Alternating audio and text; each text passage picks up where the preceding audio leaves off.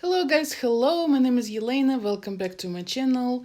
Here I made a few spiders, just a little fondant, so just two balls with the legs and a little kitty cat. And I'm sorry I don't have a video of it, but I thought it was simple enough, so it should be okay. And I'm starting pre-make other details, and I'm gonna do Halloween theme cake. Okay, so as usual, just a few details, so when I start to put finished cake together it will be very nice and easy. So all details will be out of fondant. I'm using satin ice, that's my favorite, and I'm gonna make some pumpkins.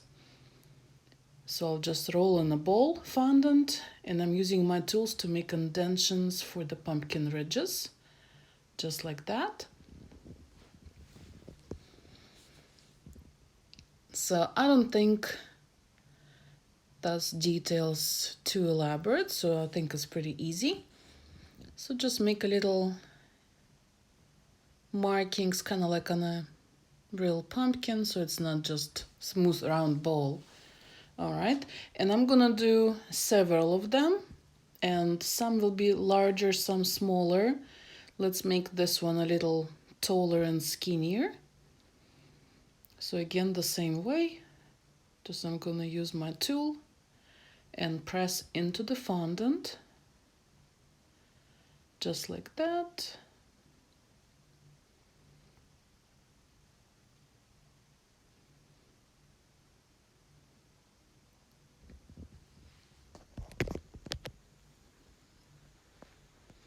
So it kind of looks like pumpkin.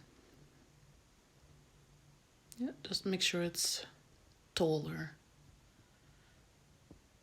All right, and for the stems, I will cheat a little bit. You can still do it out of fondant, but I figured icing ones will look just as pretty. And then I got this mold on Amazon. It's for chocolate molds, and you can probably bake in it. I'm not sure. I will look it up. And whichever links I will try to find, I'm going to link it in the description box. So I'm going to use gray color fondant. So I just took white fondant and added a little black to it. And I got this nice gray color. And I'm gonna stick it inside the mold. So the molds are pretty deep, and I don't need them that deep, so I'm just gonna fill them about halfway. And just make sure you press in real good. Just like that. And I'm gonna fill them all. So just take your time and make sure you hit every crevice. All right, and I'm gonna stick it in the freezer. And I got this skeleton mold, so I'm gonna do the same thing. Put a little cornstarch on it, and I'm gonna fill it with white fondant. So just take a little piece at a time, because it is very tiny details.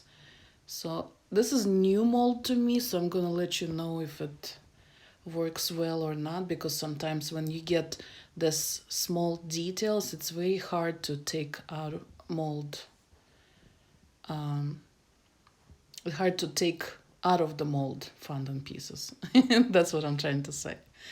All right, so I like to roll my rolling pin over, just make sure everything pressed in. And I'm gonna use my little tool to cut all the excess off the top. So make sure it's all flush with the sides. See, so now all the details you can see where our toes and fingers, just like that. So let's clean it up. Like that. See, and if you took too much on some chunk, then you can easily just add on top of it. So no big deal. Just like that. So make sure just work your fingers so it looks like that, and goes also back in the freezer. So while all that in the freezer, I'm gonna make topper for the cake. This is foam core, it's a 1/4 inch. And my top tier cake will be 8-inch round. So I'm thinking 5-inch wide topper on top should look nice. And I'm gonna make it the height about twice as high as my tier. So my tier is about 5 inches, so I'm shooting for about 10 inches tall or something like that, plus a little top part on top. So it's gonna be pretty high. So I did my walls for the topper, so make sure I know the shape of it. And then I'm gonna kind of measure, but kind of free-handed, because you don't really have to be precise on this one. Just kind of freehand, and then I'm gonna square it off a little bit with the rulers and some other cutters to help me get the round shapes. But pretty much I kind of know what I want it to look like, and here I go.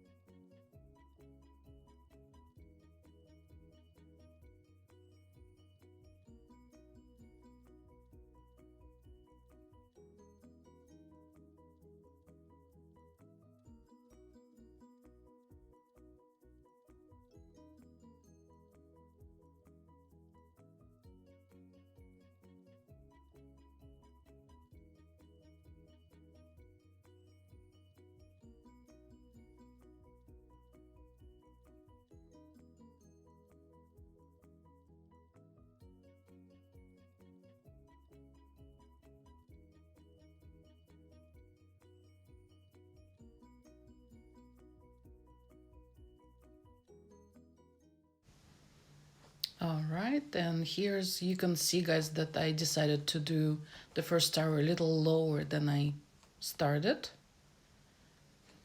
And now I'm just gonna fix it. See, since it's all still in pencil, it's okay. I have not cut out any detail yet, so that's all right.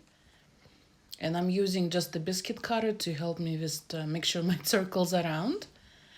So that was helpful. So see, it will be like a little haunted house with some windows and towers. And I'm gonna put a bat on very top tower. Okay, so now I think I like the shape of it. So now I'm gonna just square it off, make sure some sides are matching. Again, it doesn't have to because it's haunted house. I think it's okay for it to be crooked and a little uneven because that's the whole point. It's haunted. And once you're happy with your shape, go ahead, and I use X-Acto knife. Make sure you prep something for the highs so your knife goes just somewhere so you don't cut your table. And I'm gonna cut my shape out.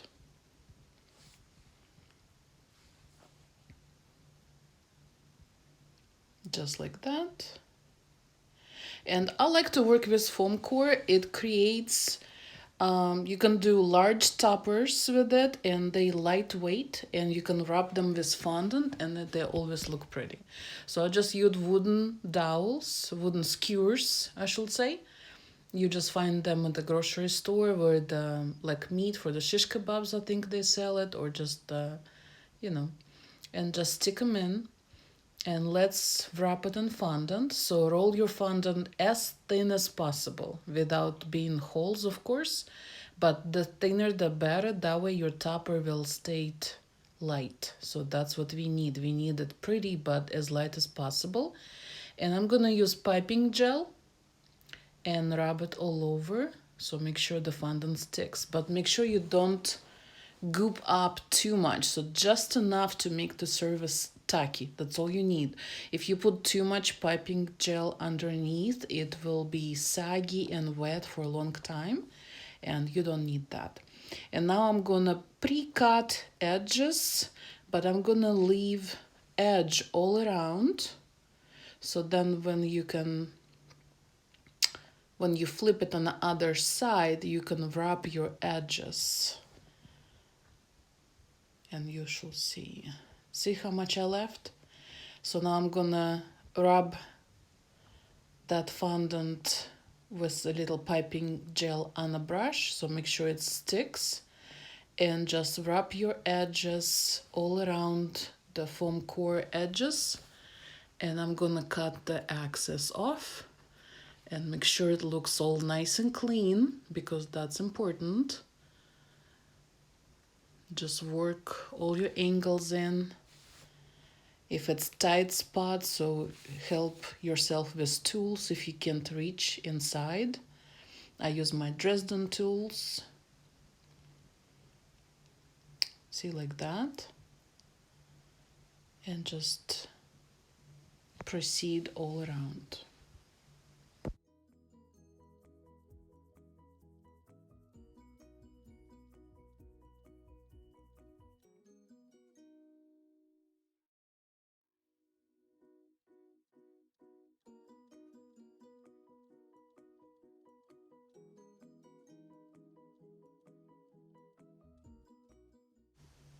All right, so one side is done. So now let's do the face side. So the same thing, rub it with clear piping gel.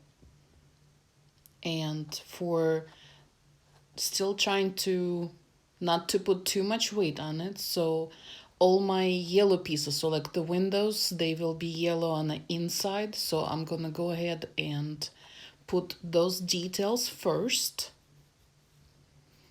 So I'm gonna do my moon part and all the windows, and then I'm gonna lay the black fondant over that. Again, make sure it's rolled as thin as possible, and rub it with your hand, and you will see all your little outlines, which makes it very easy now for you to cut all the details out. Now for the edge, like the backside we cut with a lip, but the face, because the edge is already covered for us, so we don't need the edges. So the sides will cut right on top of the edge, flashed, just like that. Make sure it's nice and clean. See, and just rub it with your fingers. Make sure you don't see the seam where the fondants meet. And if you have a little white peeking through, again, rub your fingers, kind of mush your fondant around until it's all nice and neat and covered, just like that. And then go back, and where all your windows, all the yellow parts, go ahead, cut them out. And see, and it's very nice to do because you see the silhouette. So no guessing, you know exactly what's where. Just like that. And for the big window in the middle, I'm gonna cut it out, but I'm gonna leave the crisscross pattern in the middle. So I'm gonna cut out 4 pieces out of that. And you will see what I mean. See? Just like that. And of course that part a little loose, so just use a little water underneath. Make sure it's glued and not moving. Ta-da! And that's all ready. And then I go back with Dresden tools and create all the creases for the windows, for the doors. Just give it a little dimension and a little more detail, so it's not just flat. And for the top part on the bed, I'll cut out exact the same shape, attach it on top, and crease for the wings, like make it a little more dimensional as well.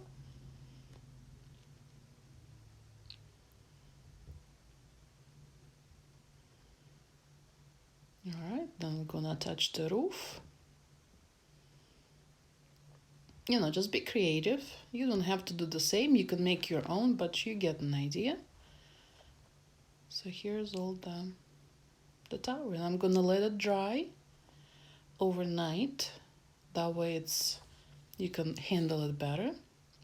And now we can pop all our tombstones. They came out beautiful, very nice. And see, from the freezer, the fondant got frozen, so now it's easy to get out without distorting the designs. All right, and do the same with our skeleton bones. And I will need to do this process several times because I need 2 full skeletons, and I'm gonna make separate a few skulls that will go on the cake as well. But you can do exact the same process. So make sure you cornstarch the mold, put all your put all your pieces in. Make sure you fill in all the fingers and the toes. If something breaks, you can always fix it back on the cake or just go ahead and redo the part. But again, this was new mold to me. Detail level was great, but some details were kind of hard to take out of the mold. It was a little fragile, but it works for me. So if I will I recommend this mold? Yes, I liked it.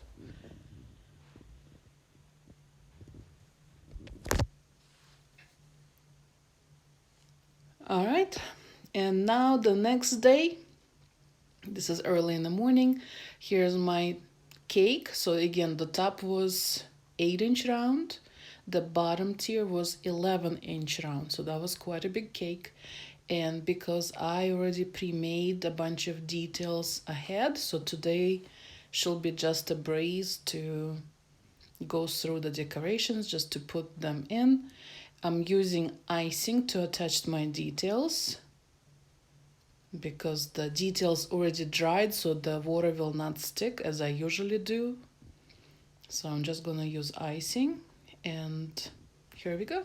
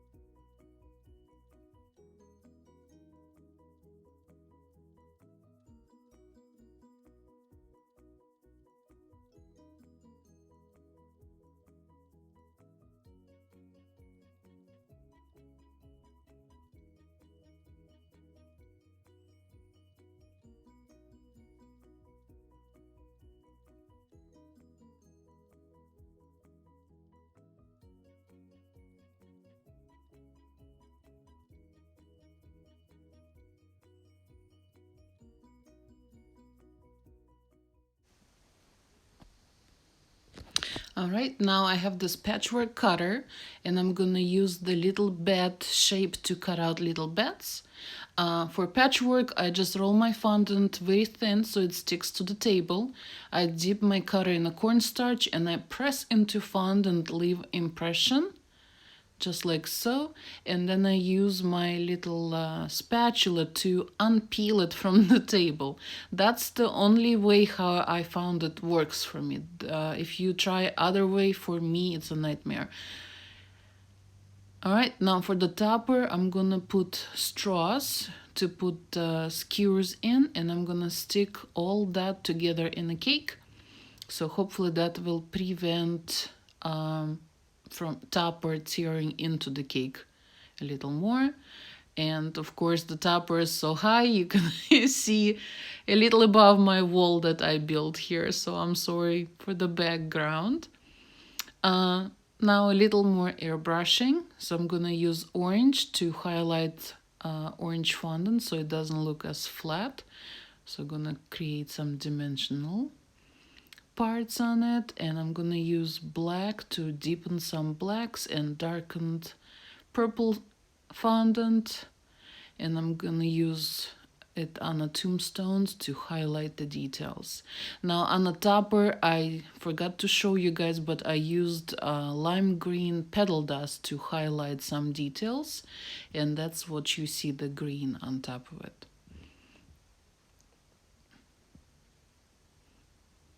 All right.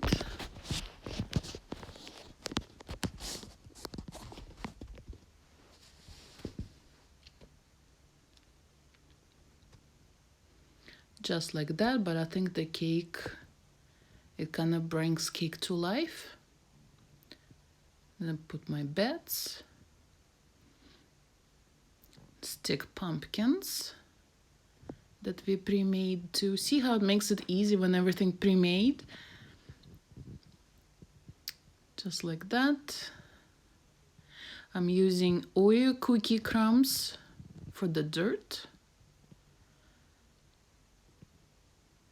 Just like that.